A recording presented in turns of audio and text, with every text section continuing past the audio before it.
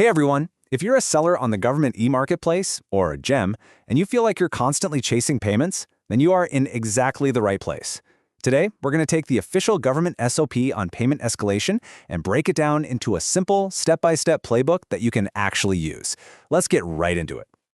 So here's our game plan for today. We're going to start with the big one. When can you actually complain? Then we'll talk about the documents you need to get together, your escalation toolkit. After that, we'll walk through the 3 official levels of escalation. We'll also cover the timelines, the waiting game, and finally, what that last step from GeM really means for you. Okay, first things first. You can't just escalate a payment issue the day after you send an invoice. Nope, there's a very specific trigger, kind of like a starting pistol for this whole race. So let's nail down exactly when you're allowed to step up to that starting line. I mean, this is it, right? This is the moment that drives so many sellers crazy. You've done your part. You delivered on time. The buyer has officially accepted it, but your bank account is still empty. So what do? Well, the good news is there is an official process. The real key is just knowing how to kick it off. Now, before we go any further, you've got to know these 2 acronyms, CRAC and SDAC. Seriously, think of them as the official digital handshake that says, yep, job done and we accept it. CRAC is for goods, SDAC is for services. This certificate is everything because the date it's generated is what starts the payment clock. So here's the bottom line. You have 2 and only 2 official ways to start this process. The first one is simple. 10 calendar days have passed since that CRAC or SDAC was created. Or the second way is if you've already tried raising a basic incident for a payment delay and GeM has already closed it out with a status of took action. If you meet one of those 2 conditions, you've got the green light to escalate. All right, so you've checked the boxes, you're officially eligible to escalate. That's great, but you can't just go in empty-handed. You need to build your case, so let's get all your evidence in order first. Think of this as your personal escalation toolkit. You need 5 key things to get this going with the GeM Help Desk.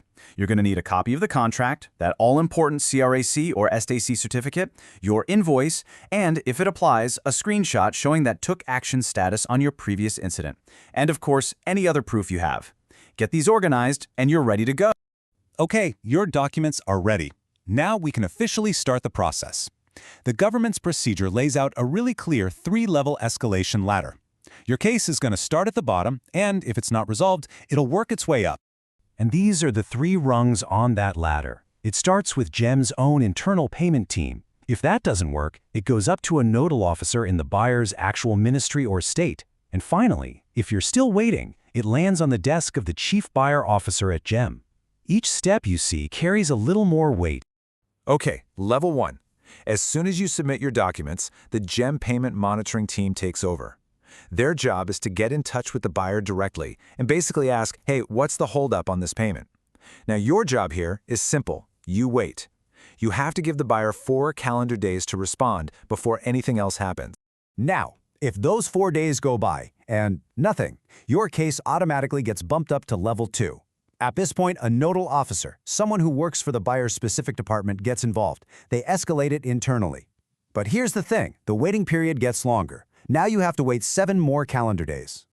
And if there's still no payment after all that, we finally hit level 3. This is the highest level of intervention from GeM.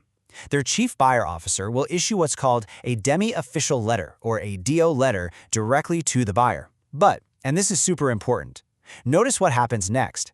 After this letter goes out, the ball is officially back in your court. GeM's final advice for you to coordinate directly with the buyer. So we've mentioned these waiting periods at each level, but let's put it all together. Managing your own expectations about how long this whole thing can take is absolutely crucial if you want to keep your sanity. So let's just map this out really quick. Day 1 is when you start the escalation.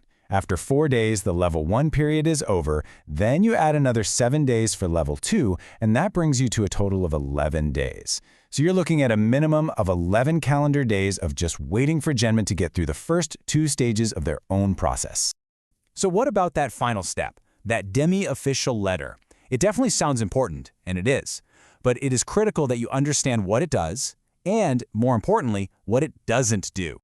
This letter is basically the last resort from GeM. It's a formal, high-level message that officially puts the buyer on notice about your overdue payment. It's a signal that you followed the entire process, and it is pretty much the last tool that GeM is going to use to help you out. All right, I need you to listen really closely here. This is, without a doubt, the most important sentence in the entire official document. You need to remember this. This quote, which comes directly from the SOP, means that those 4-day and 7-day waiting periods, well, they're just guides. They aren't guarantees. The document says they are indicative in nature. What that means for you is that you can't take legal action based on these timelines. It's a framework for the process, not a contract.